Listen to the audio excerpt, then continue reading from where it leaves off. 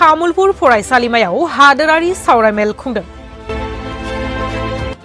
गोदान मुगानि फसंथानफोरखौ सिनायथि होनाय आरो दोरोङारि समाजारि दाथायफोरखौ सिफायनायजों लोगोसे जर'खा मुंख'नायजों लोगोसे बोसोनारि आरो बोसोनारि खान्थिनि गाज्रि जानायखौ बिथा खालामनानै दिनै बड'लेण्ड गागि नोगोरारि फरामनि बानजायनायाव तामुलपुर फरायसालिमानि हेफाजाबाव आरो बिटिआर सरकारनि हेफाजाब होनायजों दिनै तामुलपुर फरायसालिमानि न'ब्लाङाव सानसेनि हाबाफारि लानानै हादोरारि सावरायमेल खुंनाय जायो।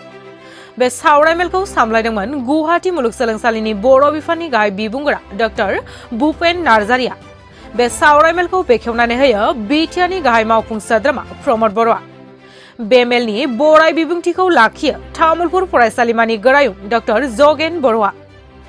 बे सावरायमेलाव फुंखा सुबुं महरै बाहागो लायो बिआरएम सरकारि आयेन फरायसालिमानि लोगो बिबुंगोरा doctor Prahlad Kumar Brahma, Nilendra Tania, doctor Madan Chandra Brahma, doctor Bhanuprabha Brahma, Himani Rabha, doctor Digambar Narzary, doctor Rahul Daimary, माउटेमसु बसुमतारीजों लोगोसे गोबां समाजनि बैसोगोरा गागि नोगोरारि बिथांमोना बाहागो लायो।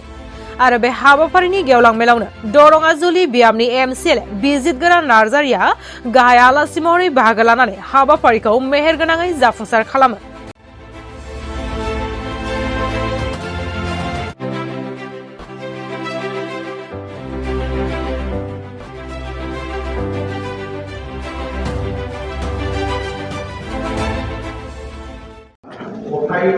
सेमिनारखौ खालामनाया जोंनिया बियो बिटिआर सिनियर सिटिजेन फराम होननाय मोनसे जोंहा दा आफाद दंसै।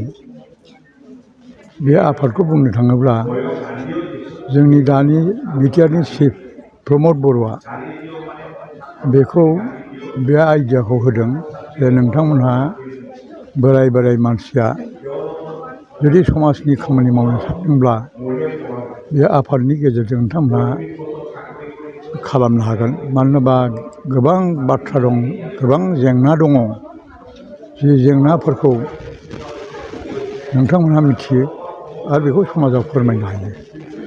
ओंखायनो बे फरामा एसे गोनांथि जाना फैदों। बेखौ दानाया जोङो बारा गोबाव जायाखै, बोसोरसेनिल' एसे बारा जादों। बेनि गेजेराव जोङो दासिम नैबे तामुलपुराव जे दा जों सेमिनार खालामगासिनो दं, थामथि खेब जाबाय। बिदिनो गोदान गोदान आयदा लानानै समाजाव जे मोनसे गेप जादों, बे गेपआ बांसिनै जोंनि बोराय माने बाहागो बैसोनि मानसि आरो यां जेनेरेसन दावगाबोनाय जोंनि उन जोलैफोर, गोदोनि साननाय हनाय आरो दानि साननाय हनायाव बिराद मोनसे गेप जाबाय। जि बाथ्राखौ गथ'फ्रा बुजिनो हायाखै, समाजनि जा सोलिनाय साननाय बेफोरबो बुंनो थाङोबा गोदोनि बादि गैलिया। माखासे जिनिसा मोजां जादोंबाबो, लेखा रोंदोंबाबो, बिद्यान साख्रि बाख्रि मावदोंबाबो, गिदिर गोलाव जादोंबाबो, खिन्थु माखासे ओरैबायदि जिनिस जाबाय समाजाव जेबो आब्रुथि गैयि जानानै फैगासिनो दं गथ'फोरनि गेजेराव। दा बेनो आइडिया जे जिहेथु बोराय बोराय मानसिया जिबनाव अनेक जिनिस नुबोबाय, अनेक सोलोंबोबाय, गियान साधना खालामबोबाय। दा बिथांमोननि सिङाव माबा मोनसे गिदिर बाथ्रा दं, जि बाथ्राखौ समाजा खोनानो मोनोबा, उन जोलैफ्रा खोनानो मोनोब्ला गियानखौ लाभ खालामनो हागोन आरो गावसोरखौ सोदांनो हागोन। बे बाथ्राया ओरैबायदि जादों, जोङो बर' थुनलाइ होनना बुंबा जों मोनसे बर'आवनो कनसेन्ट्रेट खालामनाय जायो मोनसे हारिखौ। खिन्थु बिटिआरआव जोंनि बर'नि अनगाबो गुबुन गुबुन मानसिफोरबो दङ। बेबादिनो सिनियराबो गुबुन गुबुन हारिनिफ्रायबो दङ। आरो समाजा माबाया जेंनाया बिसिनावबो दङ, बयनावबो दङ। गथिखे समानै जाहाथे जों बेखौ कभार खालामनो हायो उद्देश्यआ बेखौ लानाय जादों आरो। दा बेखौ खुंबावगोन जोङो जालायाव, जालानि किसान कलेजाव खुंबावगोन, ओमफ्राय अदालगुरियावबो खुंबावगोन। बेखौ मोनफा मोनफा लानो सानदों। बेल' नङा, जोंनि समाजाव गोबां हाबा मावनांगौ दं। जेनेबा जोंनि बर'नि रायजो जानायाव जों नुनो मोनो मा, जा हा दं हु दं, थेवबोनो जोङो हर्टिकालसारनि बारि बागान खालामनानै जानाय बे बिथिङाव जों खिन्थु फावसायनानै दङ। जों बेखौ मोनसे प्रग्राम लानाय गेजेरजों जोंनि गेजेराव हर्टिकालसार डिग्रि मोननाय गोरों गोरों एग्रिकालसारफोर फैनाय दङ बे सिनियरफोरनिफ्राय जों बेफोरखौ लानानैबो बे साइडजोंबो खामानिया माने अभारअल मोनसे पार्सपेक्टिभ आरोखि। दा बिथांमोनहा जुदि फैयाब्लाथ' जों बुंनो हाया। थेवबो जों आइडियाखौ होदों जायहा गोसो दं फैनांगौ। आरो सिनियर सिटिजेन फरामा जे जोंनाव बेल' नङा दाब दाब जायगायाव गावबा गाव उद्देस्यखौ लानानै थांखिखौ लानानै खालामदों। खिन्थु बिटिआर जों एज ए हल मोनसे बिटिआर एरियानि खालामनाया बे थांखिजोंनो जों खालामदों। खिन्थु जाय माबा रुलिंआव दं जों बिसोरथ' हेफाजाब लानांगोन। रांखान्थिनि नाना खोथा थायो। दा बिदि होननानै जोङो मोनसे राजखान्थियारि जेबो जा थांखि गैया। नंगौ, जों दिनै तामुलपुर कलेजाव मोनसे नेसनेल लेभेलनि सेमिनार खुंगासिनो दङ।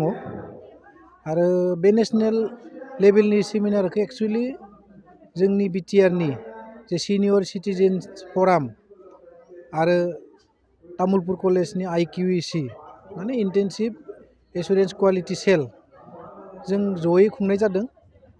आरो बे सेमिनारखौ जोंनि बिटिसि सरकारा स्पन्सर खालामदों। दा बे सेमिनारखौ खुंनायनि गुबै थांखियानो जाबाय जों मिथिगौ आथिखालाव समाजा माबायदि हालोदाव दङ। जोंनि बिटिसिनि मानगोनां चिफ साराबो बे खोथाखौ नोजोर होदों। दा बेबायदि समाजाव जि हालोद जाबाय थादों बे हालोद जाबाय थानायखौ जोङो जुदि मोजां लामायाव लाबोनोबा बेबायदि सेमिनार खुंनायनि गेजेरजों मानसिफोरखौ एसे एवारनेस लाबोनांगोन। दा ओंखायनो बेवहाय जोङो एवारनेस लाबोनो नागिरदों जे जायगानि जिखिनि फोरोंगिरिफोर जायफोर मानसिफोरा ओरैनो दङ, जायफोर फरायसाफोर बा इयुन जोलै, दा बिसोरो माबायदि जे समाजनि माखासे थासारिनि थाखाय माने गावखौनो समाजाव जेबो कन्ट्रिबिउसन होनो हाया, जेबो मावनो हाया, बेकार होननानै सानो। दा बेबायदि मानसिफोरा माखासे खोथा बाथ्राफोरखौ मिथिनो थाखाय बेबायदि साननाया फैयो। दा बेफोर साननायखौ जों बोरै मानसिफोरनि गेजेराव जोङो सांग्रांथि लाबोनानै बेफोरखौ जों क्लियार खालामनो होनो हायो। दा बे क्लियार खालामनायजों लोगोसे समाजाव बिसोरखौ माबायदि एक्टिभलि खामानि मावहोनो हायो बेखौ थांखि लानानै बेखौ जों खुंनाय जादों। दा बेवहाय जोङो गोबां गिदिर गिदिर रिसर्स पार्सन बिथांमोनखौ जों लिंनानै लानानै फैदों। बेवहाय जोंनियाव दङ दिनै मोननै टेकनिकेल सेसन। गासै बे मोननै टेकनिकेल सेसनाव जोङो 7 इनभाइटेड पेपार रिडार्सफोरखौ लिंनानै लाबोदों नेसनेल लेभेलनि। आरो माखासे पेपार्सफोर जोंनियाव माने हरदोंमोन। दा बेफोरनि गेजेराव रिसार्च स्कलार बा प्रफेसार बिसोरनि माने पेपारफोराबो सायख'जादों। दा बेयाव जोङो बिखेखকৈ बुंनो गोनां जोंनि मानसिफोरा जाबाय माने जोङो मदन चन्द्र बर', जोंहा Kumar Bhaskar Varma and Sanskrit and ancient studies इउनिभारसिटिनि रेजिस्टार IC बिथांखौबो जों बेवहाय इनभाइटेड पेपार रिडार हिसाबै लिंदों। बेनिफ्राय जों लिगेल्स इसुनि सायाव माखासे बाथ्रा बुंनायनि थाखाय जोङो माने लिंनानै लाबोदों डक्टर प्रह्लाद खुंगुर ब्रह्म, BRM ल' कलेजनि एसिस्टेन्ट प्रफेसार। बेनिफ्राय जोङो बेवहाय लिंनानै लाबोदों जोंहा नीलेन्द्र तानिया होननाय DDP north east help age India. बिनि उनाव दङ जोंहा Bhanu Prabha Brahma, assistant professor, department of political science Rangia college. बेनिफ्राय दंबावो जोंनाव डक्टर दिगम्बर नार्जारि, बिथाङा सासे social worker, founder chairperson Nedan foundation NGO and member of global alliance agencies trafficking in women and global championship for girls education. बेनि उनाव दङ जोंनिया Rahul Daimary, head of the department political science Rangia माने नलबारि कलेज।